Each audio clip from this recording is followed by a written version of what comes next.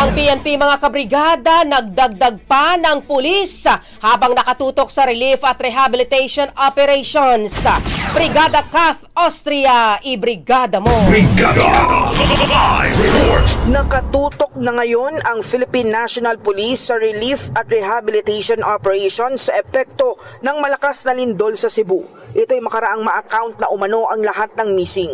Sa pulong balitaan sa Camp Crame, sinabi ni Directorate for Police Community Relations Deputy Director Brigadier General Antonio Maralyag Jr. na kabuang 2,250 na mga pulis ang pinakilos ng PNP. Maliban sa bulto ng puwersa mula sa Police Regional Office 7, nag-deploy din ng augmentation ang Police Regional Office 8, Police Negros Island Region at iba pang mga units. Maliban dito, nakatutok din ang kanilang mga tauhan sa pagtitiyak ng seguridad, kaligtasan at sa pagbibigay ng agarang tulong sa mga apektado ng lindol. Samantala, iniulat din ni Maralyag na 34 na PNP stations ang napinsala ng lindol at 37 PNP personnel ang naapektuhan.